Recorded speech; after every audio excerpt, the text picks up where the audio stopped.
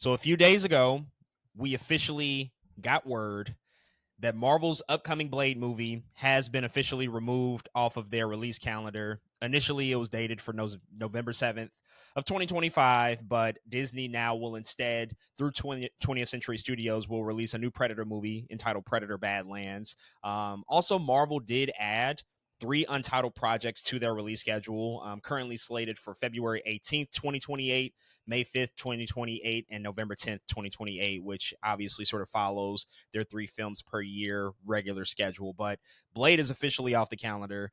I don't think that this is a huge surprise considering the recent state of developments with the film. Earlier this summer, we found out that the most recent director, Jan Demange, ultimately parted ways from the project. Hadn't heard anything since then, and just based off of the calendar and the fact that there's been no new director announced, there's practically been no movement that we know of on the project, at least publicly. There was just no way that the film was going to come out in a year's time, November 7th, 2025. It was just no way. So I think that this was just an inevitable move, but considering that there is no outlook and no future for Blade, we don't really know the status of the project. We don't know a director. We don't even know really the status of a writer. I think Eric Pearson was the most recent writer of the sixth, I think, of a group of writers who've been a part of the project. It just looks pretty bleak possibly for Blade. So I just want to ask and just kind of continue the conversation here. We've talked about this movie a lot, but do you think it's maybe finally time to give up on this movie? Have you given up on this movie, or is there still hope to be held out for this film, even though we don't really even have any sort of North Star in terms of when we'll ever see it? Yeah, I think I've given up temporarily, if that makes sense, until something else weird or random arises. But this is definitely something I think I've pre-grieved. You know what I mean? Like, we've been talking about this movie at length, and every time we bring it up, the news is always worse and worse as time goes by. And here we are with this, what it feels like a temporary nail in the coffin. And the only reason I say temporary is because never say never, like, only because, Blade hasn't been seen in the MCU. This isn't really a project that has to go away forever, but as of right now, as something in the immediate future that's happening, I have given up on that part of it. And I'm okay with that for now. I rather somebody, come with something a little bit more concrete, a little straightforward. A couple years down the line, we can finally get this project, through and done. But until then, I'm okay on it. And I think a lot of us might probably feel that way. Like, all right, we've heard enough of the bad news. It's okay. Let's be done with it. It is a little bit annoying, of course, as a Blade fan, but I think for now I'm okay, man. And I think who knows what happens, years from now. But for now, I think that's it. Yeah, it's done. We won't hear anything about this for, I think, a while, which is unfortunate and also unusual. We just haven't been in this type of territory specifically with Marvel Studios before. The history just shows when they announce projects, they pretty much come out in a pretty, I think, respectable amount of time from the Mm-hmm. announcement. I remember when they first officially announced Guardians of the Galaxy back in 2012. The film came out 2 years later after that, and that's Yeah. historically what we've seen out of them. They're Mm-hmm. typically further along in development by the time that they announce something. This was obviously not the case. It's been over 5 years now, and just a lot of ups and downs, a lot of starts and stops. Some things very much well within their control, some things out of their control, like the writer's strike. But I do wonder if this is just a situation in which, again, this maybe could have been prevented, considering that we've heard a lot about the project, and I think that fans and audience members were hoping and expecting that we would get this in a relatively quick turnaround from when we Mm-hmm. first heard about it in 2019. Because why else would you trot out Mahershala Ali on a big public stage like that at Comic-Con Right. if you don't intend to move quickly on the movie? And I think that, just all these different hurdles just, presented themselves to Marvel, and they just have not been able to crack the code on how to get this movie made. Which, again, this is just something that they haven't dealt with before at this particular sort of point in their history. I think a lot of their production problems have come largely before the MCU really got up and running. Yeah.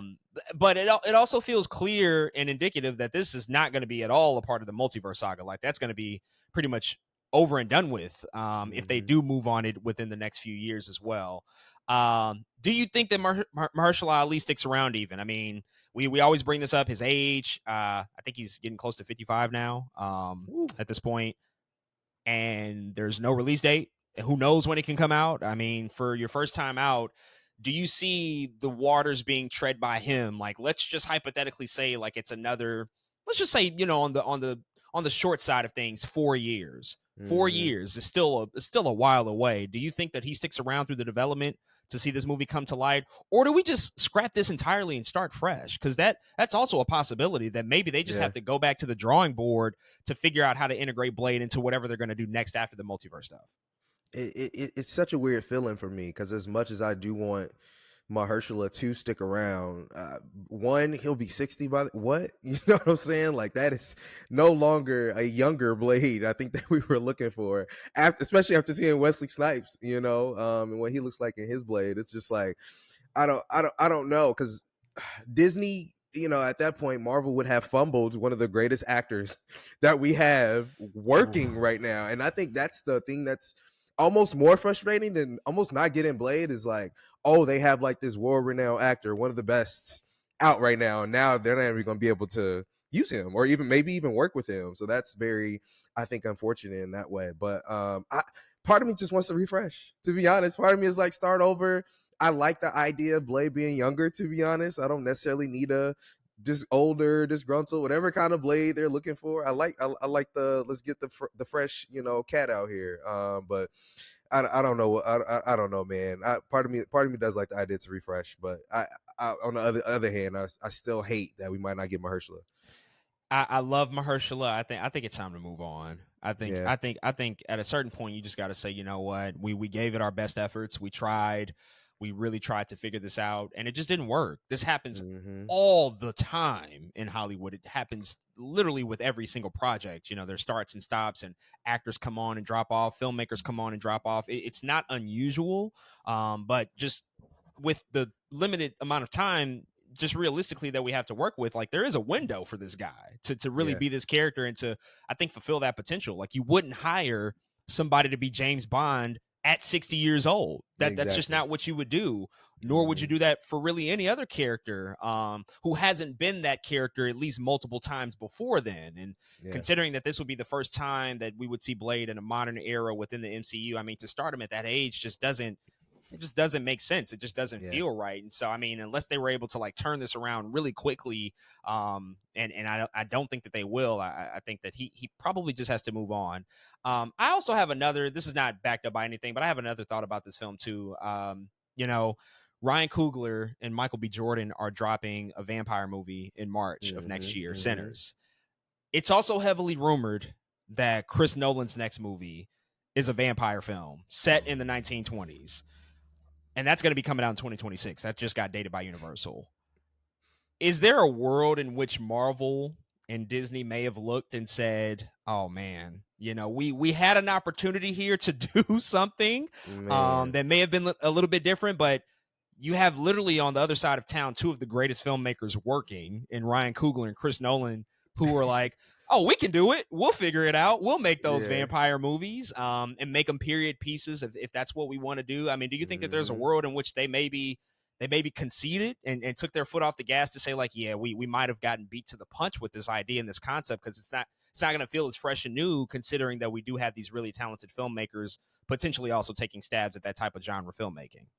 Yeah, I definitely think that could be, one of the few components, that created that. Shoot, you could even throw in Nosferatu coming out this year. You could even throw in what Castlevania has been doing on the animated side of things. Like, there's a lot of vampire, I think, content coming out. Shoot, Interview with the Vampire is going crazy on Netflix right now and AMC Plus and things like. They could just have missed the boat. And again, that's another unfortunate thing, but I definitely think that could be a component to where they say, you know what, maybe we can't compete with those because yeah, like they're just something. I think they know who they are too. Like Marvel knows who they are, and there's one thing about going to see an MCU film. Sure, Blade, great, amazing, but then you turn around and you still have Ryan Coogler having his film and Christopher Nolan having his film. It's just like, man, people are. It's almost impossible not to compare whatever a Blade film, a vampire film would have been with those two films on the slate. So yeah, I definitely could see that being a component as well. We've already compared him to other filmmakers. I mean, when Black Panther Wakanda Forever came out, there was just a lot of comparisons with James Cameron and Avatar: The Way of Water, Mm-hmm. and Mm-hmm. they came out, you know, within a month of each other. It's very easy to do that. I don't think necessarily to the film's detriment. Like, they're going to be successful if they're good Right. anyway, but at the same time, there is a sense of like, oh, we kind of seen this, you know, or we just saw Mm-hmm. this recently, and it may have been done better. Especially when you're looking at extremely capable filmmakers like Ryan Coogler and Chris Nolan. It's like you Yeah. don't bet against those guys, and so the likelihood that those films are going to be good to great, it's very high. Whereas, you know, we just have not seen the movement on Blade to really show us that that's going to be the case. So I think we mourn, and we have to just, you know, accept it and move on, and go back to the drawing board and I'll make figure it. it out. And I'll make a fan film. look, I got it. Don't worry. give us some money, you know, give us a few bucks. I mean, look, Terrifier just made a lot of money on a little bit, and so there's a way here. Somebody has to have a good Blade script ready to go, but Exactly. yeah, until then, we're just gonna have to sit back and I guess wait and see what happens.